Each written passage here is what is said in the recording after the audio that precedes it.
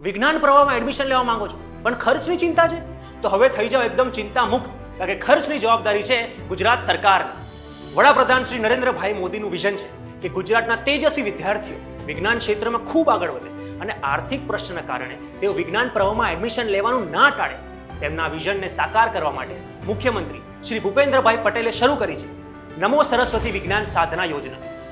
ધોરણ 10માં 50% કે તેથી વધુ માર્ક્સ સાથે પાસ થનાર અને ધોરણ 11માં સાયન્સમાં પ્રવેશ મેળવનાર તમામ વિદ્યાર્થીઓને ધોરણ 12 સુધી મળે છે દર મહિને ₹1000ની આર્થિક સહાય, અને 12મું ધોરણ પાસ કર્યા બાદ તેમને મળે છે બીજા ₹5000, એટલે કે કુલ 25000ની આર્થિક સહાય મળે છે.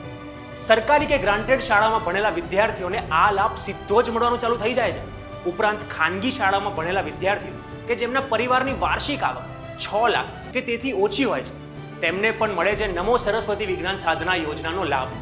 વિકસિત ભારત વિકસિત ગુજરાતના મંત્રને ચરિતાર્થ કરતું વધુ એક કદમ. નમો સરસ્વતી વિજ્ઞાન સાધના યોજના.